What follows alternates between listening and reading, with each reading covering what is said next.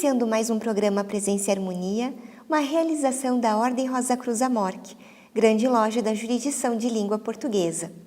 Hoje vamos conversar com o professor doutor Moacir Elias Santos sobre os mitos cosmogônicos egípcios. Confira!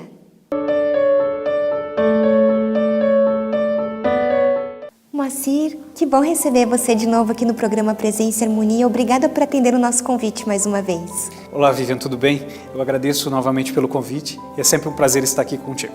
Obrigada, Moacir. Você pode contar pra gente, então, como funcionava o pensamento do egípcio antigo? Bom, acontece o seguinte, os egípcios antigos, eles imaginaram que o mundo deles, como foi criado pelos deuses, ele reunia não só os deuses, mas também os seres humanos, que foram criados pelas divindades, e também os mortos. Então, eles observavam esse mundo, formado por deuses vivos e mortos, e acreditavam que tudo isso fazia parte de uma única unidade, uma forma de pensamento que é bastante peculiar. Então, para eles não viam diferenças entre o animado e o inanimado, por exemplo. Eles acreditavam que o que fazia, por exemplo, a pedra de lápis-lazuli crescer, o mineral crescer dentro da rocha, era justamente a vontade do rei, como a vontade dos deuses. E esse pensamento nós podemos traduzir como um pensamento monista, onde está tudo interligado, é como se fosse um grande sistema biológico, onde tudo interage, e não há diferenciação, como eu disse, entre o animado e o inanimado.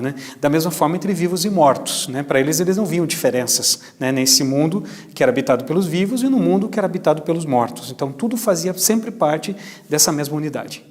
E o que é o mito? Qual que é a função do mito para a sociedade egípcia?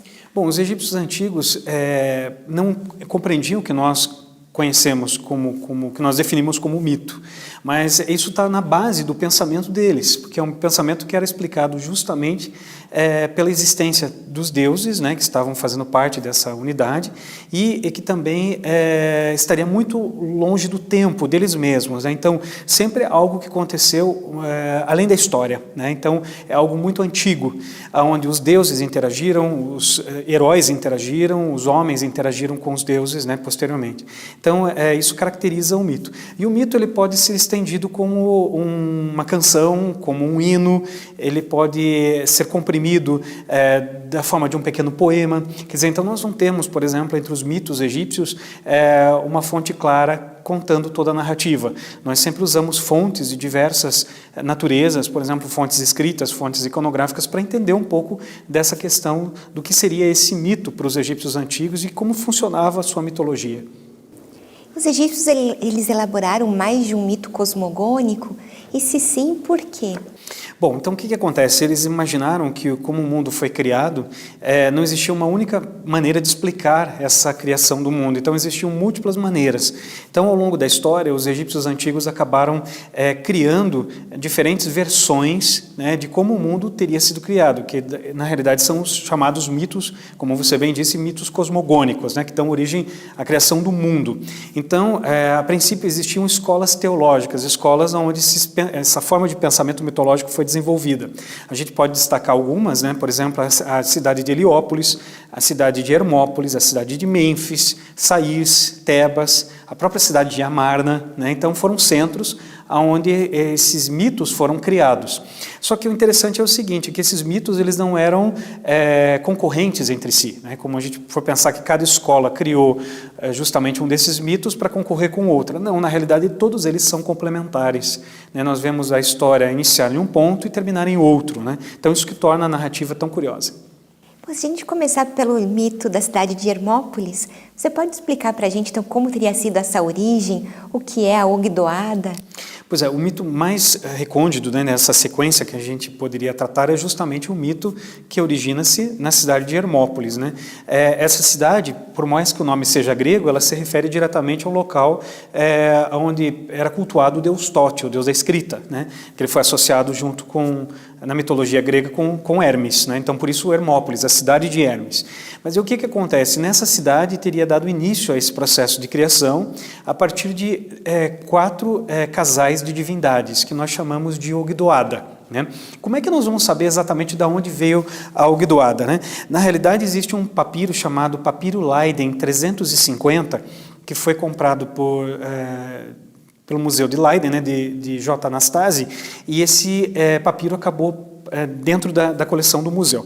Bom, o que acontece? Em 1853, mais ou menos em 1862, foi a época que um pesquisador chamado Konrad Lemnos acabou fazendo uma tradução desse papiro. Posteriormente, em 1948, Zandi, que é um outro pesquisador, acabou fazendo outra tradução e acabou publicando, né, essa tradução do papiro.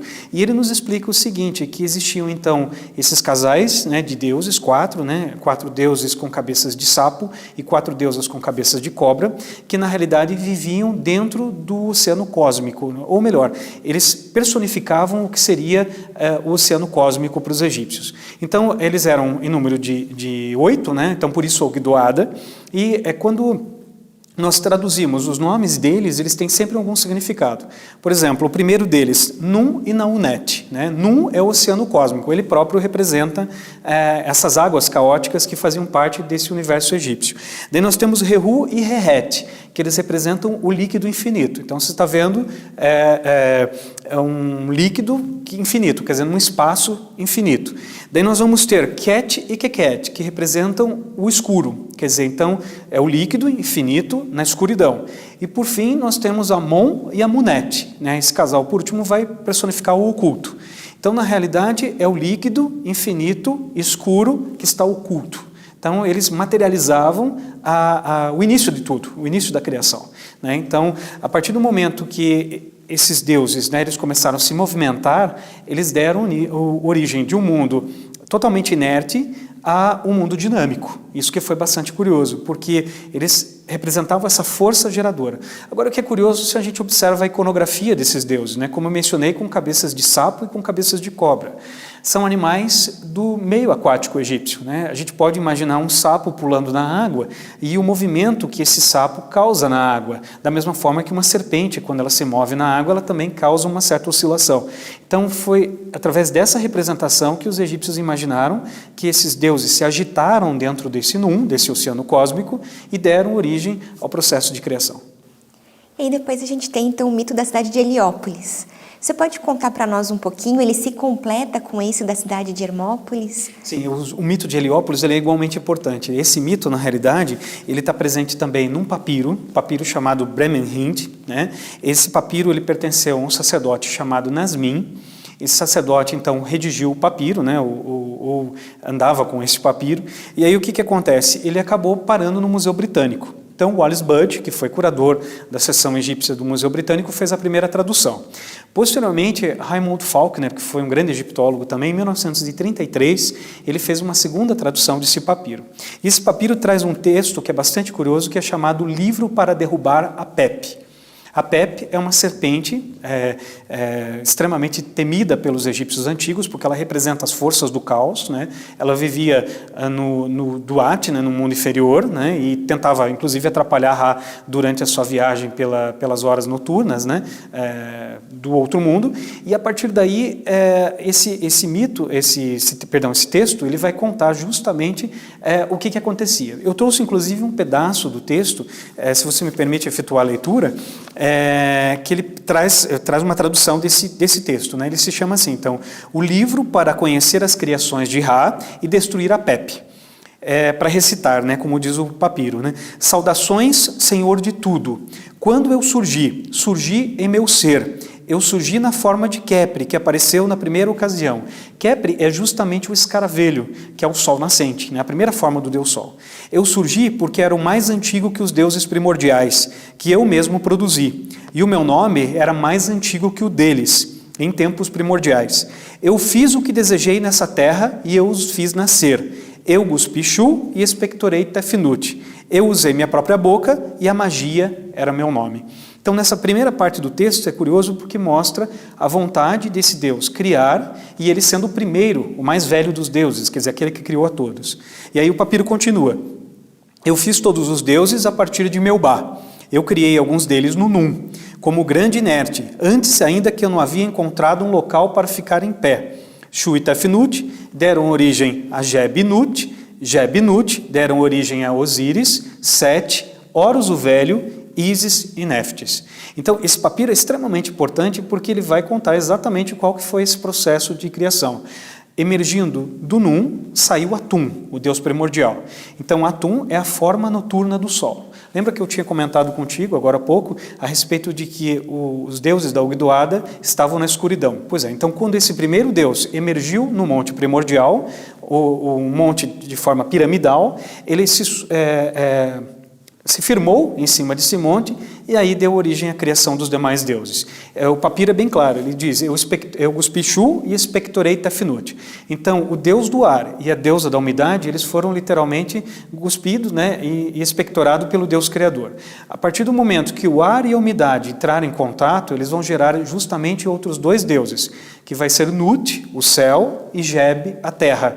Então, quando Nut e Geb justamente se unem, eles vão gerar os 4 deuses, aliás, 5, né, que vêm para a terra, que na realidade é Osíris, Sete, né, como disse o papiro, Horus, né, Heru-Ur, que é Horus o Velho, e aí nós temos Ísis e Néftis. Então aí nós temos justamente esse processo de criação desse mundo e do início do povoamento do mundo, que é com Osíris e Ísis. E a gente pode dizer que esse mito de Heliópolis ele foi o mais difundido do que os outros? Não que ele tenha sido assim tão difundido, mas pelo fato dos deuses que foram criados a partir desse momento são sem dúvida os deuses mais conhecidos do panteão egípcio, né? Então principalmente a relação de Osíris, né, com Ísis, né, e as batalhas que Osíris travou contra Sete e depois Horus, né, contra Sete, para justamente dar origem à monarquia divina no Egito, né? Então é uma das influências, né, da questão do mito, né, sobre essa religião egípcia é justamente o fato de que o faraó que governa o Egito ele é justamente herdeiro dessa mitologia. Você falou a respeito também de outras cidades, de outras escolas. Quais são, então, essas ideias que surgiram nessas outras escolas filosóficas, estaria errado, ou teológicas mesmo? Filosóficas, teológicas, né? Perfeitamente. Bom, então o que acontece? Então nós vimos que Heliópolis e Hermópolis eram 2 cidades muito importantes, mas outros deuses também tinham como razão, né, de sua própria existência a criação do mundo. Esse é o caso, por exemplo, de Ptah, em Mênfis, né? Ptah é um deus com forma de múmia, né, como um homem todo enfaixado, segurando nas mãos um cetro chamado Uas, né, que representa o poder, é tido como criador a partir da cosmogonia menfita. Então, diferente de Atum, que cuspiu os deuses, Ptah vai conceber os deuses a partir do seu coração, lembrando que o coração, para os egípcios, era a sede da consciência e da inteligência, portanto, o órgão criador. Então, Ptah concebe em seu coração e materializa a partir da palavra. Ou seja, Ptah cria a partir do verbo. Ele vai criar o mundo todo a partir do momento que ele tem a ideia e materializa através da palavra. Então, uma noção um pouco diferente do que a gente viu, por exemplo, em Heliópolis. E nós vamos poder ainda mencionar, sem dúvida, um outro mito muito importante que diz respeito não a um deus, mas uma deusa responsável pela criação do mundo. É o que nós vamos encontrar, por exemplo, na cidade de Sais, no Delta, né? Essa cidade era centro de culto da deusa Neith, né? Uma deusa representada na forma de uma mulher portando a coroa do Baixo Egito, né, sobre a cabeça. E ela era mãe do deus Sobek, né, do deus crocodilo. Então, a deusa Neith, ela emerge das águas na forma de um peixe que se transforma de uma vaca e a partir também do verbo, ela materializa o mundo, né? Então, o mito nos traduz essa sequência de dados. E podemos também mencionar o próprio deus Amon, né? Amon vai ser uma divindade muito antiga e a partir do momento que nós vamos ter Tebas, né, como capital do Egito, né, e uma cidade extremamente importante do ponto de vista religioso, né, porque era sede do culto do deus Amon, Amon vai ter também o papel de criador, né? Só que se a gente for mencionar o Amon, como ele tem esse papel? Ora, ele já está lá desde o início, né, da criação do próprio mundo, a partir do momento que ele é um dos deuses da Ogdoada. Então, ele teria sido uma divindade também muito antiga. Então, Amon vai ter esse papel de criador do mundo. Eu tenho aqui algumas passagens que mostram realmente como ele é muito antigo e ele aparece, inclusive, nos textos das pirâmides, que foi o primeiro grande livro religioso da humanidade, a gente pode assim dizer, né?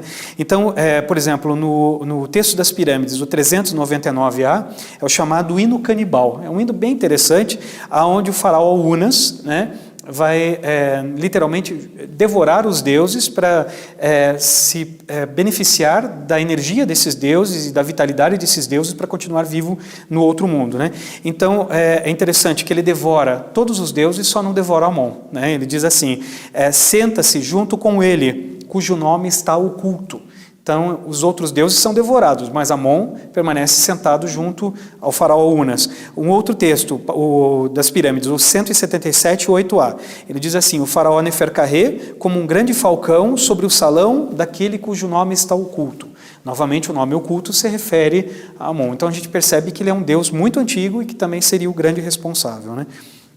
Certo? Então, ele vai ser identificado como o primeiro, sem igual em relação a ele, único de sua espécie, único do princípio, o autocriado, que criou a humanidade, criou os deuses. Então, esses epítetos todos vão se referir a Amon e vão conferir a ele o título de criador do mundo. E, por fim, a gente pode referir também a uma outra passagem mais recente, também do Reino Novo, do período do governo do faraó Akenaton, quando talvez o próprio Akenaton tenha sido o autor do pequeno e o grande hino ao deus Aton, né? Nesse hino, Akenaton vai conclamar, né, que o próprio Aton é realmente o grande criador, o que foi responsável por criar o mundo ordenado. E eu tenho um pedaço do texto aqui que eu gostaria de ler também, que é bastante interessante, que é parte do grande hino. Ele diz o seguinte: ninguém conhece o seu paradeiro quando descansas no horizonte ocidental. A terra está então nas trevas, na maneira da morte. Todas as feras, que literalmente no papiro diz todos os leões, saem de seus covis, todos os répteis picam na escuridão desprovida de luz. Quer dizer, então esse papiro, o texto, ele vai traduzir justamente que o mundo está nas trevas quando Aton não está presente, né? A maneira como se ele não tivesse ainda criado o mundo. Quando vem a aurora e te levantas no horizonte, tu brilhas em tua qualidade de disco solar durante o dia. Dispersas as trevas e ofereces os teus raios. Todo o gado está contente em tuas pastagens. As árvores e ervas vicejam. As aves saem voando de seu ninho. Movem suas asas em adoração até o cá. Todos os animais de pequeno porte dançam sobre as patas e todos os animais voadores vivem, porque brilhas para eles. Os peixes acima do rio saltam em direção à tua face. Quer dizer, então esse momento dá para mostrar exatamente que é um mundo que está vivo, né? Que os animais celebram, as plantas celebram, né? E continua o texto: tu és único, resplandecente em tua forma de Atom vivo, que te ergues e brilhas, ao mesmo tempo longínquo e próximo. Tu produz milhões de formas que estão em ti, que és único, cidades, povoados, campos e a rota do rio. Todos os olhos te encontram quando contemplam diariamente, pois tu és Atom do dia e está acima da terra. Tu te puseste em movimento para que todos os olhos pudessem existir. Tu conformas os seus rostos até impedires que vejam a ti mesmo, ó Deus único que criaste.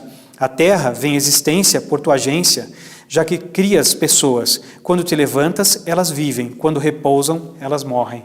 Então, exatamente nessa associação que nós temos a luz, que é a fonte de toda a existência, e temos, ao contrário, a ausência da luz, que representa as trevas, quer dizer, um mundo antes da criação.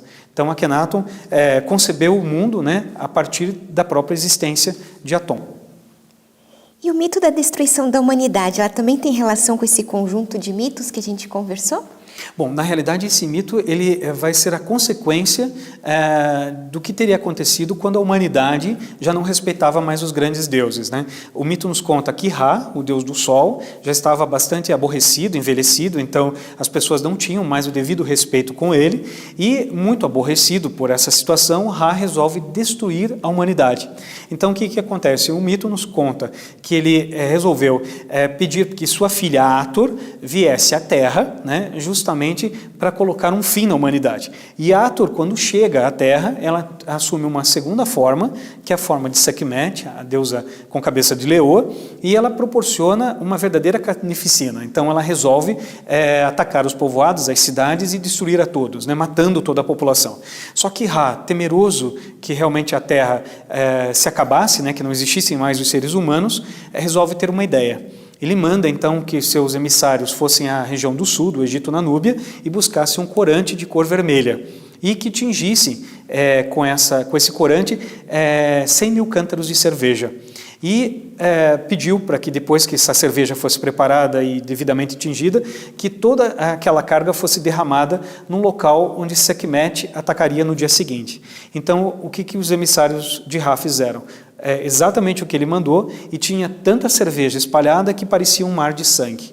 Então a deusa, quando teve aquela visão e viu toda aquela, né, cerveja tingida de vermelho, interpretou que fosse sangue e começou a beber, né? E bebeu a tal ponto que ela caiu embriagada. E aí, por fim, Ra conseguiu pegar Sekhmet e levá-la de volta, né? Então, dessa vez, a humanidade ficou salva, né? Pela fúria dos deuses, né? Então, Ra acabou se arrependendo e salvou novamente os seres humanos. Agora falar um pouquinho, né? Nós falamos da destruição dos homens, mas e a criação dos homens? Alguma coisa, algum dos mitos que também trate do assunto? Sim, existem várias passagens de hinos ligados a Ra, hinos ligados a Amon, a outros deuses, que falam como a humanidade teria sido criada, né? Nós podemos, por exemplo, começar a falar do próprio Ra, né? Então, é interessante a palavra humanidade, né? Pessoas, né? Como é que os egípcios traduziam isso na língua deles? A palavra humanidade é Hemet, né? Que seria correspondente a homens e mulheres. E o verbo egípcio, existe um verbo chamado remi, que é o verbo chorar. Então, quando você pega a palavra Hemet, a raiz da palavra, rem, se refere diretamente ao verbo remi. Então, literalmente, os indivíduos foram chorados pelo Deus Sol. Então, nós sabemos pelos textos que Ra chorou e das lágrimas do Deus Sol surgiram os seres humanos, né? Então, essa é uma das passagens que se diz respeito à origem da humanidade. Já a origem individual, ela também pode estar associada diretamente ao deus Khnum, o deus com cabeça de carneiro, deus da cidade de Esna, cujo templo conserva uma inscrição que diz o seguinte, que Khnum cria em seu torno e coloca a matriz no ventre da mãe. Então, traduzindo, o que significa? Que o deus Khnum, numa roda de oleiro, produz ao mesmo tempo o corpo físico de um indivíduo e o seu duplo, ou sua energia vital, que é o seu Ka. Então, à medida que o deus Khnum cria o corpo físico e cria o seu Ka, essas figuras automaticamente geram um indivíduo no ventre de uma mãe. Então, nós temos tanto a criação geral, né, pelas lágrimas do Deus Sol, quanto a criação individual, que era função do Deus Khnum. E, Moacir, nós falamos, né, sobre o mito de Heliópolis. Você falou, ao ler o texto, a respeito de Khepri, de Atum, de Ra.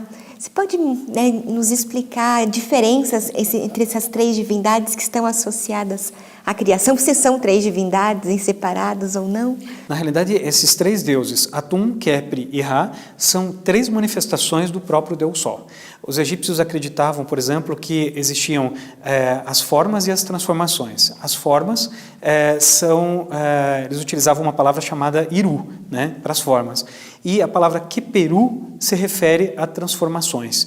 Então, o Deus Sol, ele nascia na forma de um escaravelho, ele se tornava o Deus Sol, Ra, ao meio-dia, daí ele é conhecido como Ra-Hora Keti, quer dizer, Ra-Horus dos dois horizontes, e à noite ele se convertia na forma noturna do Sol, que é o Deus Atum, um Deus envelhecido na forma de um homem, representado também com a cabeça de um carneiro, né? Então isso mostra o ciclo, né, por onde o Sol passava e como ele se transformava. Então, como eu tinha dito, no mito de Heliópolis, nós sabemos que pela forma, por Atum ser o criador, né, por que ele? Porque justamente o mundo ainda tinha sido criado antes do surgimento da luz. Certo.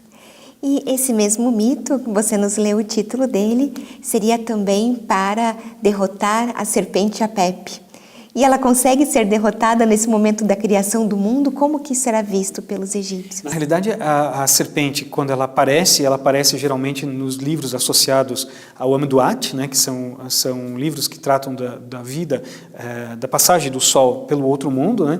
Então nós temos uma determinada hora onde essa serpente, quando ela surge, ela justamente tenta derrotar o Deus Sol. Mas ele consegue vencê-la com a ajuda dos deuses e novamente, quando ele vai passando pelas demais horas, chega o momento que o Sol, na 12ª hora, se transforma novamente num escaravelho, quer dizer, daquele Sol envelhecido, ele se regenera e volta na forma de Khepri, né, impulsionando justamente o Sol para o céu. Quer dizer, um grande escaravelho, né, que impulsiona.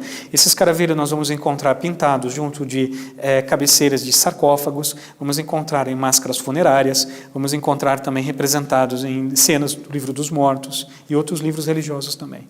E Moacir, então essa questão do sol renascer todos os dias, isso tem a ver com essa ideia de uma ordenação criada pelas divindades? Sim, exatamente. Se a gente for pensar a própria composição desse universo formado pelo céu, que é a deusa Nut, a terra, que representa Geb, Ra navega justamente pelo corpo de Nut. Então, ao emergir nessa forma do escaravelho, ele vai percorrer o corpo da deusa. A gente pode observar cenas muito interessantes desse momento nas tumbas do Vale dos Reis, né, nas tumbas reais, onde no teto, né, a gente vê uma grande deusa pintada, justamente Nut, com o corpo, né, pontilhado com círculos vermelhos, que mostram as passagens do sol, né, durante o dia. Então, o que acontece? À medida que Ra vai se movimentando, ele vai se transformando.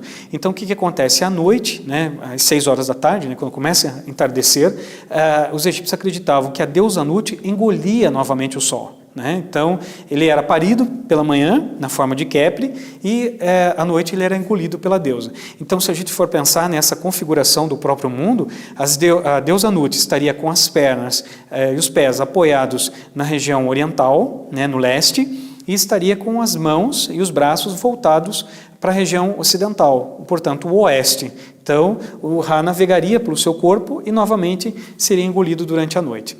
E aí, ao mesmo tempo que Geb, representando a terra, representava o próprio Egito. Né? Então, as montanhas seriam uma alusão aos joelhos e cotovelos do deus que teriam sido levantados durante a briga com o pai, o deus Shu, quando tentou separar Nut de Geb na mitologia heliopolitana. E Moacir, então, e essa questão que você comentou agora de Nut e Geb serem separados, como que isso é narrado no mito? Bom, isso está ligado também àquela mitologia da cidade de Heliópolis, quando nós vamos ter o nascimento divino dos 5 deuses, Osíris, Sete, Horus Velho, Ísis e Néftis. O que acontece? Conta um papiro que os deuses teriam, Geb e Nut, quer dizer, o céu e a terra, teriam sido proibidos de ter filhos, quer dizer, eles não poderiam deixar uma descendência. E aí, o que acontece? Tote teria tido pena de Nut, né, pelo fato de eles terem sido proibidos de ter esses filhos, durante 360 dias, que corresponderia ao ano egípcio. Aí o que Tote acabou fazendo? Ele propõe uma partida com a lua, né, que está relacionada diretamente ao deus Khonsu, e eles, justamente uma partida do quê? De Senet, que era um antigo jogo egípcio, né, feito com um tabuleiro onde nós temos 30 quadrados. Aí, neste jogo, Tote, como era o mais sábio dos deuses, propôs a Khonsu que ele pudesse contribuir com alguma coisa. E eles jogaram justamente as horas de iluminação da lua. E Tote foi vencendo uma partida após outra, e ele já tinha tantas horas de iluminação que foi possível coordenar essas horas e montar mais 5 dias no calendário. E assim nasceu o calendário de 365 dias, sendo esses últimos dias, os 5 últimos, os dias epagômenos, que são os dias relacionados ao nascimento desses deuses. Então, num dia nasceu Osíris, no outro nasceu Sete, o outro Horus o Velho, e os 2 últimos com Ísis e Néftis. Moacir, agradeço muito essa nossa conversa de hoje e espero outras oportunidades para que a gente possa conversar sobre o Egito Antigo. Obrigada. Eu que agradeço novamente o convite, Vivi. Foi um prazer. Aproveito para lembrar do nosso e-mail, presenciaharmonia@morc.org.br. É muito importante para nós essa via de comunicação que nós temos com você que nos assiste. Agradecemos a participação conosco hoje e até o nosso próximo encontro. Paz profunda.